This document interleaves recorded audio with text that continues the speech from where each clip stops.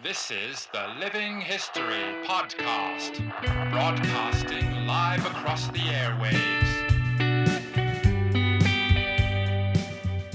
Hello everyone, welcome to Living History, and thank you to everyone who responded last week to our podcast about the North Africa campaign. That was really well received, and I know that's a campaign that a lot of you feel very strongly about, so please keep sending me your feedback for that episode, because it was really wonderful to speak to James Holland and to receive your feedback about an episode that I think you all got a lot out of.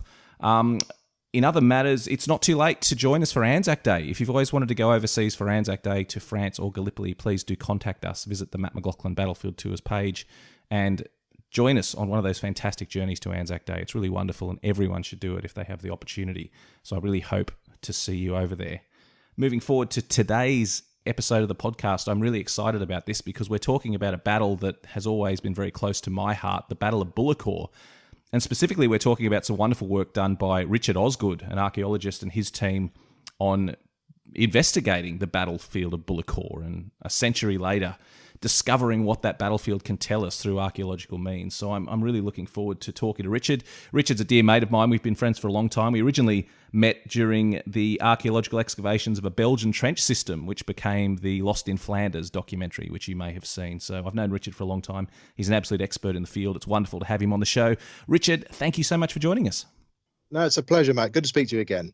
So this work at Bullecourt, why don't we start? I'll give everyone just a little bit of a background on the first Battle of Bullecourt, just to paint the picture, and then I'm really looking forward to hearing about the work you're doing to discover more about this battlefield. So when we talk about the first Battle of Bullecourt, we're talking about the 11th of April 1917, which was this Australian and British combined attack on the German Hindenburg Line. The Germans had withdrawn to this very strong, almost impregnable position, and near the town of Bullecourt, the Australians and British were sent in to try and break the Hindenburg Line. And the British were getting a little bit experimental at this stage, and instead of the standard barrages that they basically perfected during the Battle of the Somme the year before, they decided they were going to employ tanks, which they had also used for the first time during the Battle of the Somme. But the tank experiment did not go well at Bullecourt. The early models of tanks were not very well suited to fighting on the Western Front. The tanks got lost, they got bogged in the mud, they got hit by artillery, and they were unable to provide that support that the Australians and the British desperately needed to break into the Hindenburg Line.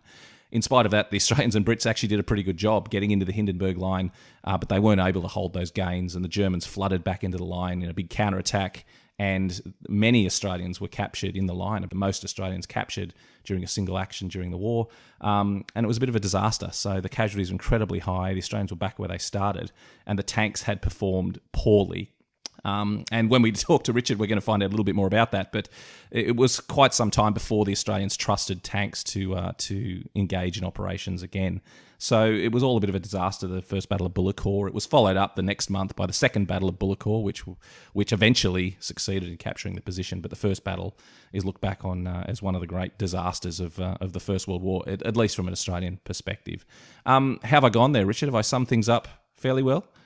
Yeah, no, I think you're quite right. I think from a British perspective, we'd also view it as a real failure as well. I think, I'm probably quite a revisionist when it comes to some of the examinations of the generals of the Great War. I don't think they're all idiots, but I do struggle with Gough at times. And he's, of course, the general who commands the 4th Australian Division's efforts, and of course the 62nd British Division just to the west of them, and insists upon the use of these tanks. So it's a really tricky battle. I mean, we met, didn't we, at Messines, which obviously is a great Australian victory under the command of Monash, and it's using all these kind of lessons identified and bringing together a lot of good training. And I think, Bullecourt's almost the reverse of that. It is actually the learning in the field, but for a very, very painful way, especially for the 4th Australian Division.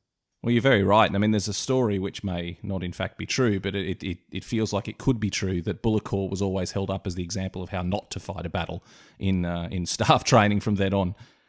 Absolutely, and it's one of those battles that I think it's probably better known in Australia than it is in Britain in many ways, and coming at it from a sort of an outsider's point of view, obviously I've got a foot in the Australian camp, with my grandfather being one of the 3rd Division.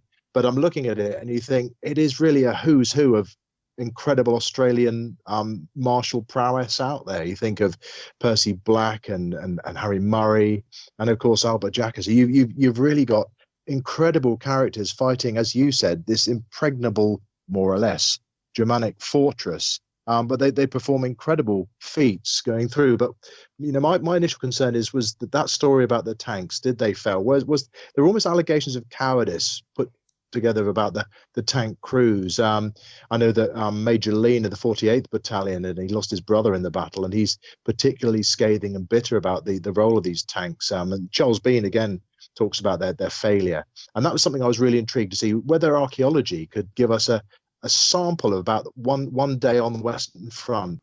I think it's one of those things that the scale of disaster amplifies the scale of the angst about who was responsible for it. And the fact that it was such a cock-up, this battle, means that I think the Australians were particularly scathing about the role of the tanks. And you can understand why. Infantry is very exposed if they don't have support.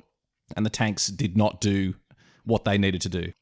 The whole plan of Gough depended upon these 11 Mark II tanks going in, clearing the way, squashing the great depth of barbed wire that was the frontal defences of the Hindenburg line.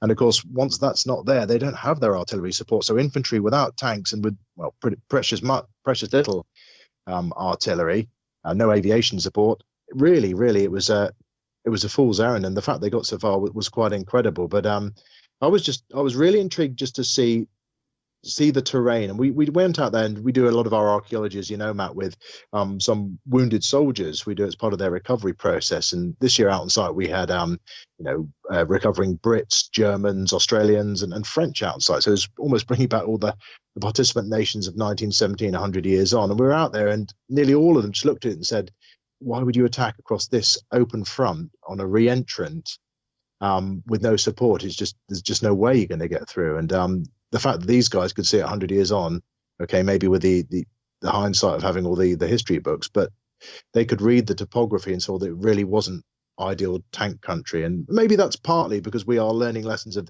it is such a new weapon, and they're trying desperately to use these new things to make a breakthrough, but it was palpably the wrong place to do it. Well, you're right. I mean, tanks had only been used in battle for 6 months at that point, at the time of first Bullecourt. So it was always going to be a bit of an experiment. But you mentioned the terrain, and that's, I've got to say, I said at the top of this that I love visiting the battlefield of Bullecourt.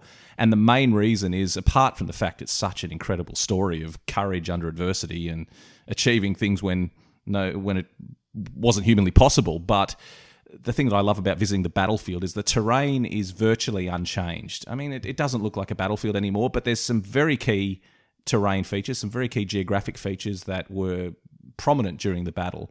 And it's one of the few battlefields, one of the few Australian battlefields at least, that you can go to on the Western Front and stand there, and it's laid out exactly as it was, the way the soldiers would have seen it. Probably, I'd say Dernancourt on the Somme is the other one that's laid out like that. And they share similarities because they've got geographic features that play into the battle, such as railway embankments, which were there during the war and remain today, sunken roads.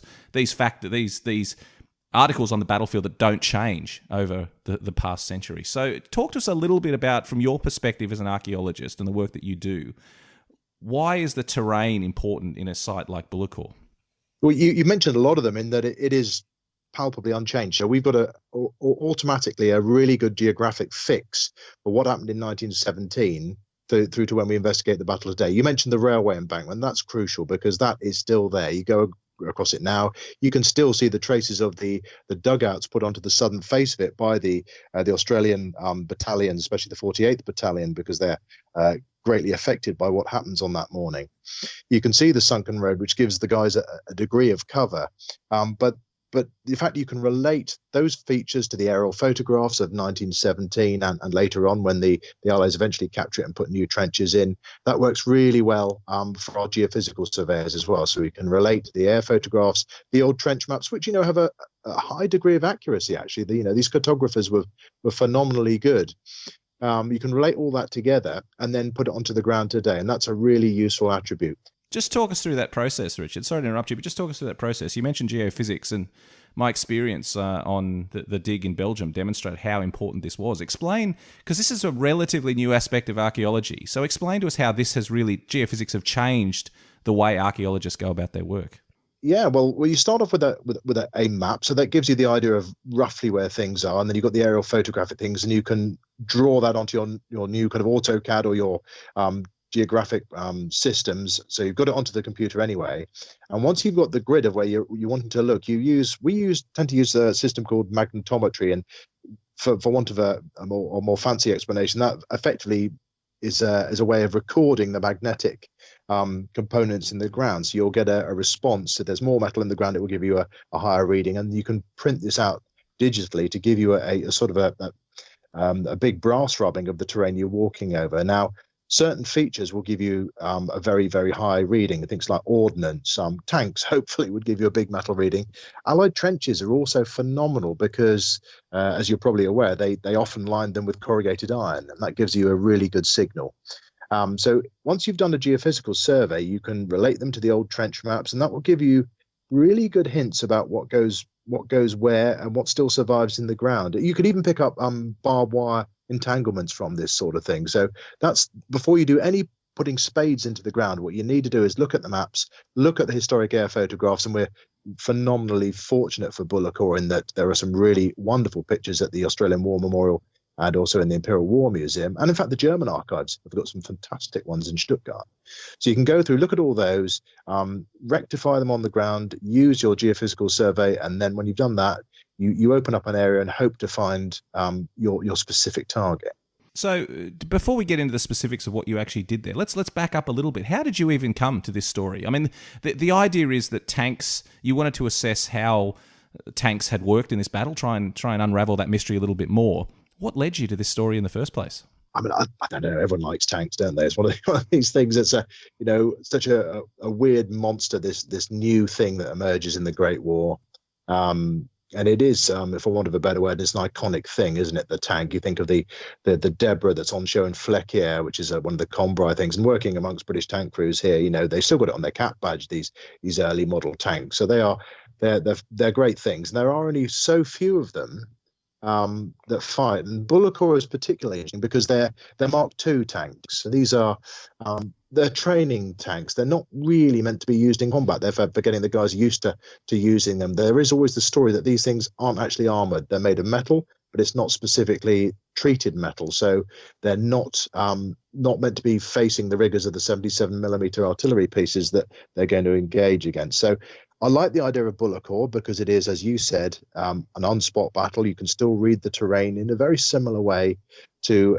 how it stood in 1918 at the end of the war, and the footprint of the village is more or less on the same place.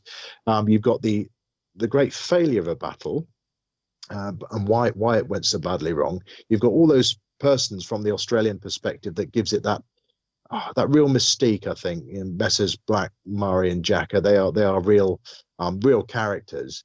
And then added to this, you've got these leviathans slowly trundling over the battlefield, and the fact that we don't fully know how far they got. There are rumours that 2 broke through and went to Riencourt, but we don't really know that.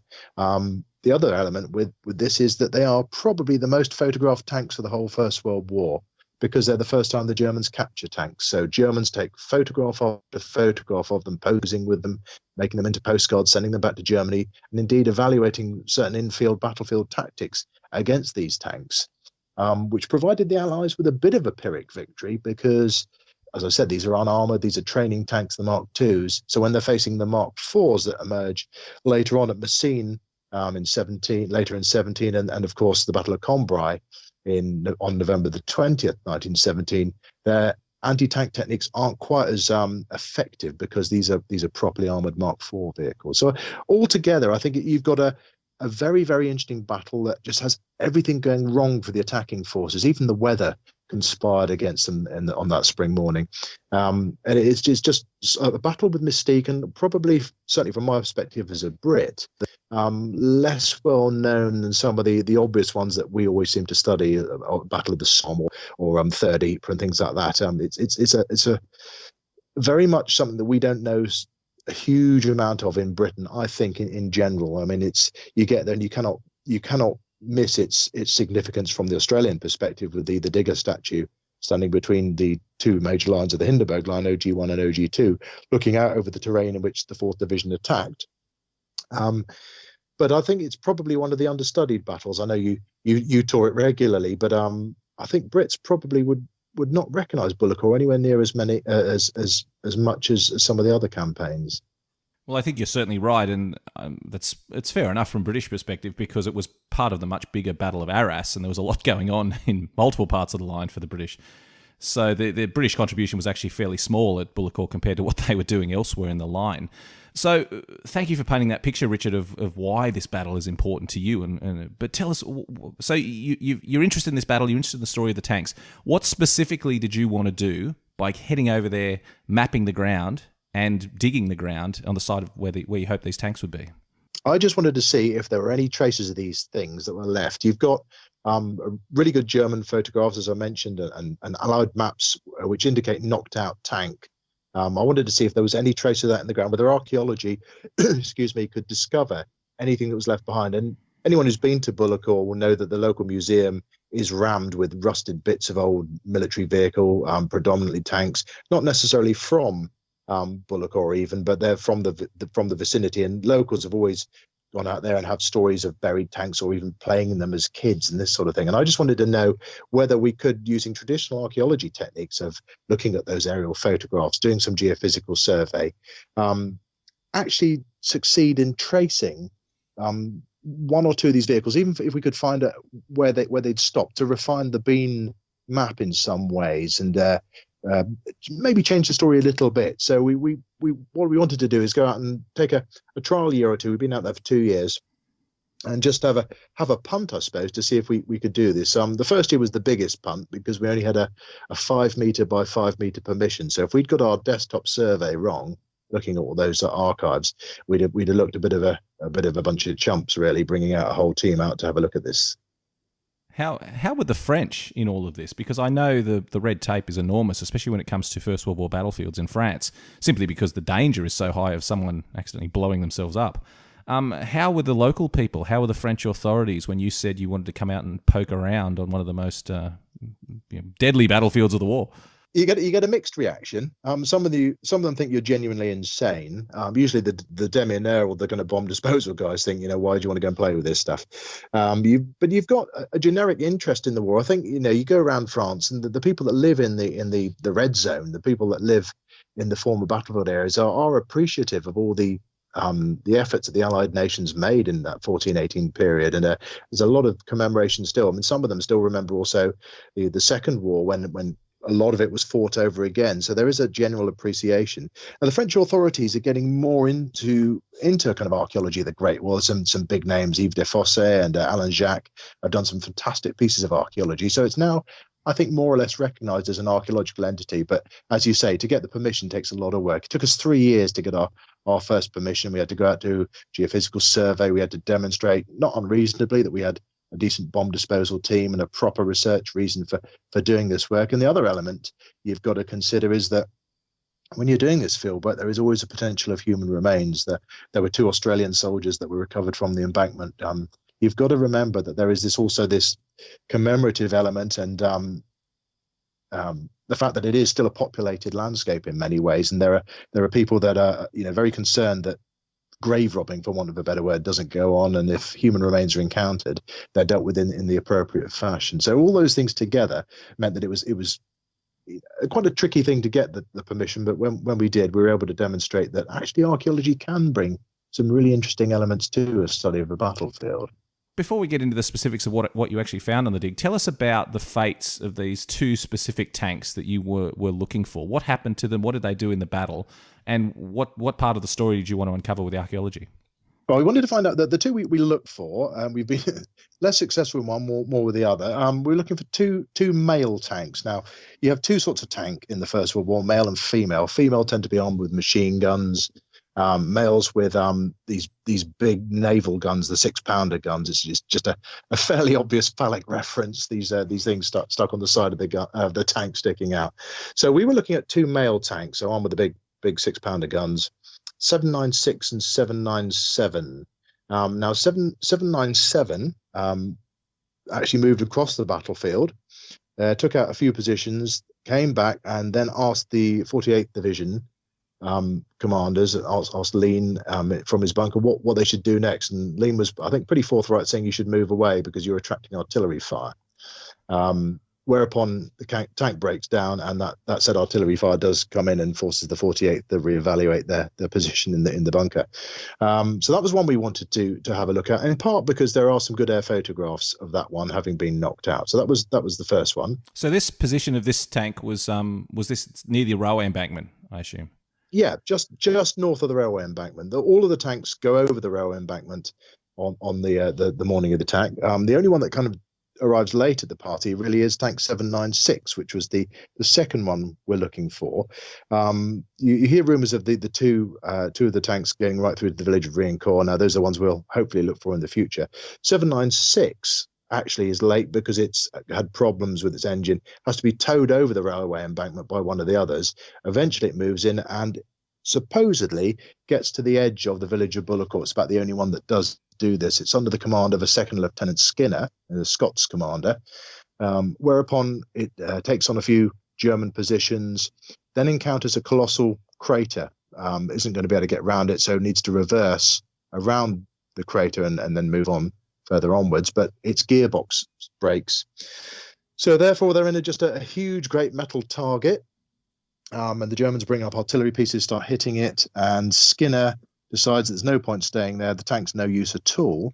So he recovers the machine guns, the smaller arms from this tank and the rest of the crew. There's 8 of these guys in one of these tanks. They get back to Allied lines, and as a result, Skinner wins the Military Cross. Now, it may seem not a huge endeavour, just retrieving a few things and escaping from the vehicle, getting a gallantry award. But when you think of the 103 tank crewmen in this battle, 52 of them are killed. So over a 50% kill rate of those crews, actually to get back from the village itself, having done a bit of decent work, was quite something. So that's one we really wanted to see how far it had got to Bullecourt itself. Well, let's get to the main course, Richard. Tell us about the dig. Tell us about the process, what you uncovered, and what it tells us about the battle. Well, let's have a look. 796 was 797. I have to say was a bit of a failure. We went for a 5 meter by 5 meter square, based on the geophysics and the aerophotography. And when we opened the whole area out, you do it with the machine. So you take a JCB or equivalent and take the topsoil off down to whatever signals you've got based on the air photographs and the metallic readings. And we found that all we'd got left there was a shell crater, the big shell crater, and filled with things like screw pickets, which held up the barbed wire fencing. So no success on that one. It could well be that hulk of that tank was recovered in 1990 and later on, when the French had returned to the areas and wanted to scrap as much of the metal that was available and just start living again.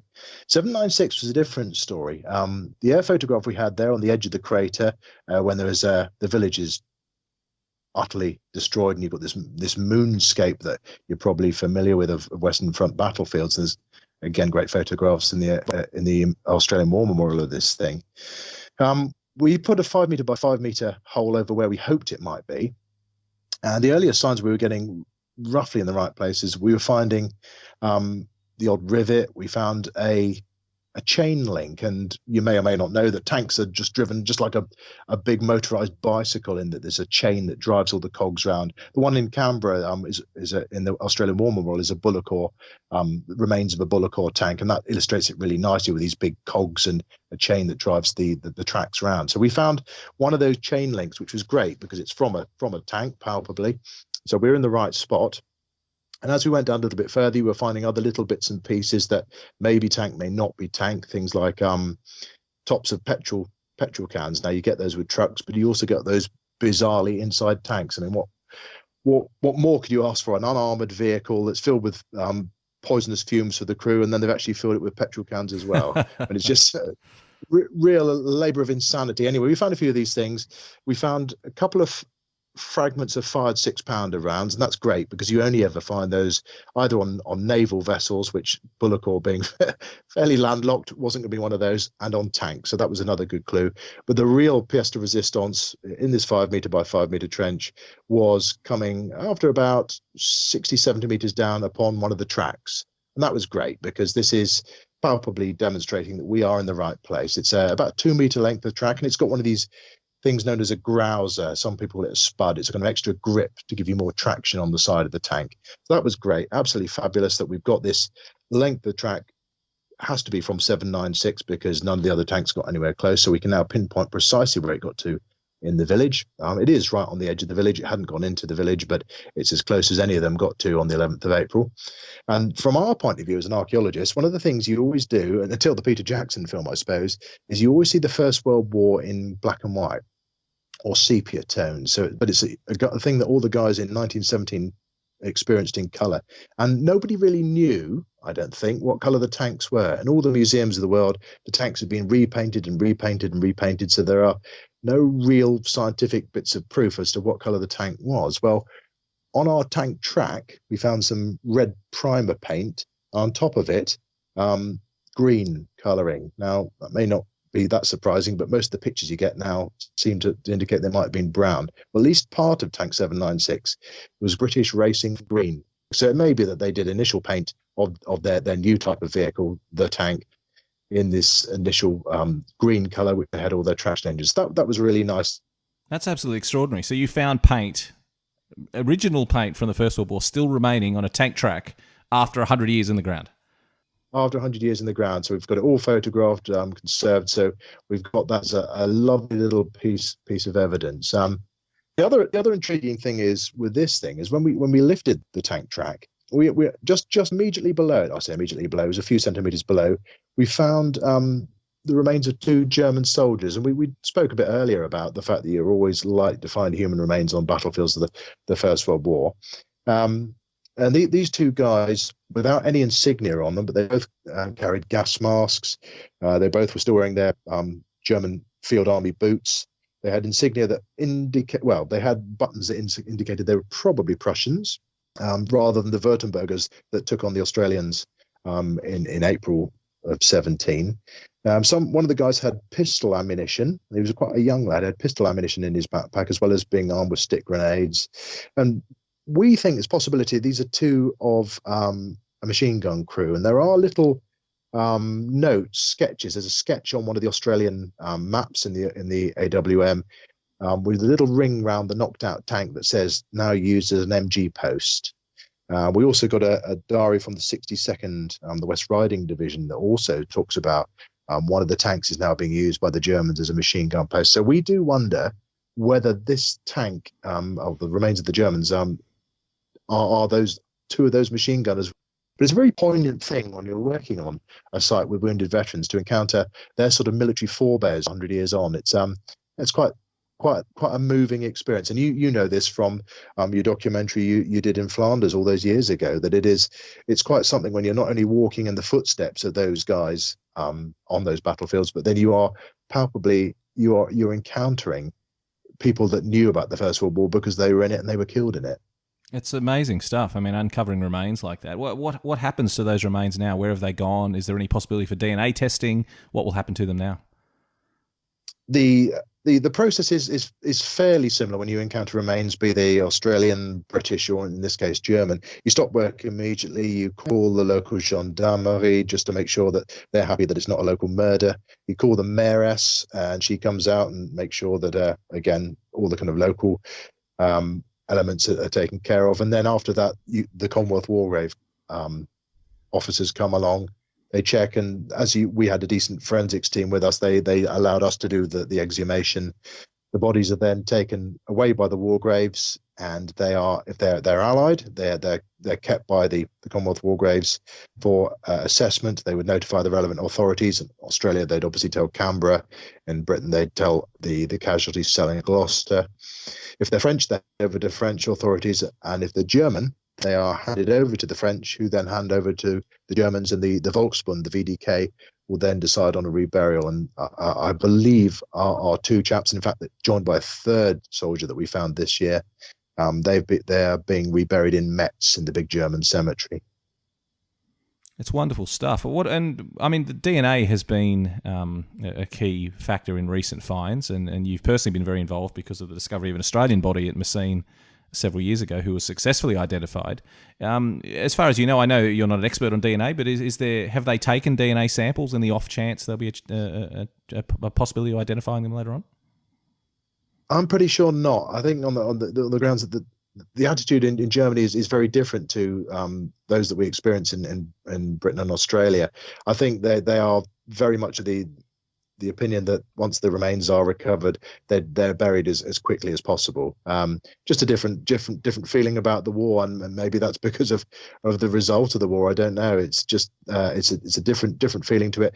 The other element is that the German Volksbund has nowhere near the resources that the Commonwealth War Graves has as well. So I don't think it's done on the grounds of expense, but it's another consideration. So you could take DNA samples. I think the bones are in good enough condition. You could have done that. You could take isotopic samples, which is a study of the bones and the teeth, partly because you lay down a very specific geological signature on your teeth, on the enamel of the teeth, based on the water you drink as a kid. And I know you mentioned the Messines soldier, the chap that was Alan Mather. We were able to narrow down where he'd come from as part of the 3rd Division into New England based on the result of the isotope assessment of his teeth. So we knew he wasn't the guy from Western Australia or the Sheffield bloke or the chap from Scandinavia. So it's a really useful tool. And I think we could have narrowed our Germans down to being Prussians rather than Württembergers based on the teeth. But just that's something for the Volksbund, the German authorities, to do if they want to. What we were able to do is to scan the skull of our 3rd German that we found this year. He was we could say just from a rudimentary assessment that he was in his 40s because of the level of fusion on his bones. We could say that he smoked a pipe because there was the telltale circular hole in his teeth, which is left by years of abuse of a meerschaum pipe. And he may have been left-handed because the hole was on the right-hand side. And when we'd reconstructed his face, it was a really striking thing because it's almost restoring a bit of humanity to him. And you can experience this individual once more, and we're the first group to see this face in 100 years. And the technology behind these facial reconstructions is so good now and used regularly by the police that I'm pretty confident we've got an image of just how this soldier would have looked like. Amazing stuff, and not least of which the fact of the age of that soldier, that he was in his 40s, when we, again, challenging that myth that every soldier that went off to fight was 16 and lied about his age. It's just extraordinary work that you're doing. So you've got these tanks. You've located the location of at least one of these tanks. You found parts from the tank. You found these German soldiers who I assume came from later in the fighting, as you mentioned, may have been part of a machine gun crew. What has it told you about the tanks at Bullecourt? What has it told you about the battle? What have you added to our knowledge base about that battle?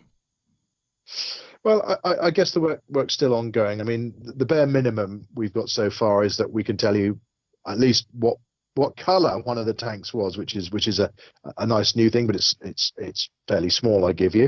And one of the things we're really keen on doing is to actually examine the efficacy of the armor. There is this story that they're not armored, they're training tanks, but we're going to look at the ballistics properties of the armor plate just to see how effective it is. And the Forensic Institute has period weaponry and the ammunition to go with it. So we're going to be able to test the ballistic properties of the tanks and see just how poor they really were, whether that story is correct.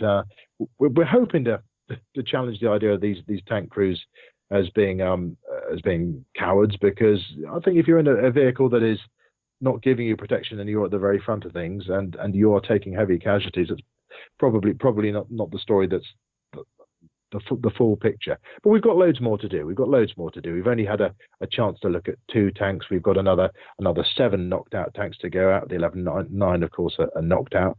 But we want to get other bits as well into the battle to get a bit more of the Australian picture. Very keen to look at some of the dugout positions and the bunkers used by the Australians and put into the front line and see what more we can add to it. Well, it's all very exciting work, Richard. I mean, apart from just digging up tanks on French battlefields, what else are you working on? What's on the horizon for Richard Osgood in the future? Oh, I've looked at my calendar today, man. I think I've gone mad. I've booked way too much in. So the next few months, what I'm hoping to do, we've got an Anglo-Saxon set. Well, actually, going back to Rat Island, which we spoke about before on your podcast. There's a few more Napoleonic prisoners seem to be eroding out the cliffs very selfishly, so I've got to go and deal with that. We've then got an Anglo-Saxon cemetery in the Cotswolds. After that, I'm pretty certain to be looking at the base camp of the 101st Airborne Easy Company on the days before they deployed to D-Day. So that'll be a bit of fun. Called Digging Band of Brothers, that one. Very, very cynically, I suppose. After that, we've got prehistoric burial mounds on Salisbury Plain, place called Barraclump. And then if I'm still got breath in my body, we might be going out to do some stuff in Orkney, but we shall see. So it's going to be a busy summer. All of these bits of work done with veterans, and maybe we'll fit some Bullecourt in as well. I hope so. That's exciting stuff, mate. And you've been nominated for an award as well for this great work that you're doing.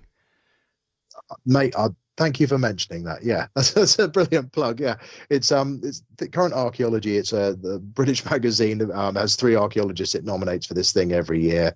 I've been fortunate enough, purely because of the work I've been fortunate enough to do with all of our vets, to be nominated as one of the 3 possible candidates. And of course, you can still vote. That's the critical thing to get across. You can still vote. And if I've not annoyed you enough with this talk on the podcast, then any of your listeners I'd be delighted if you go and give me a vote, because I'm going to need everyone. My mum can only get on so many computers. How do we find that if people want to vote for you, which I certainly encourage people to do because of this great work? How do people find you and how do they vote? If you put into Google, just put in Current Archaeology, Archaeologist of the Year 2019, you'll find it that way to vote. But it's archaeology.co.uk is the name of the website. Well, Richard, you've been a great friend to Australia with the work that you've done on Aussie battlefields over many years, and so I'd certainly encourage all our listeners to put in a vote for Richard because it's a well-deserved award for the great work you're doing, both in uncovering this history and, as you say, supporting contemporary veterans as well. Keep up the good work, mate. It's been wonderful to speak to you again. We'll definitely get you back on. I think you've piqued my interest with the Band of Brothers dig, cynical or not. That I'm sure that's something we'll all be interested in. So keep me updated on what's happening with that, and we'll definitely get you back on to talk about that, as well as many other wonderful things you are doing in the archaeology space. So thank you so much for joining us, Richard. It's been wonderful. Always a pleasure, mate.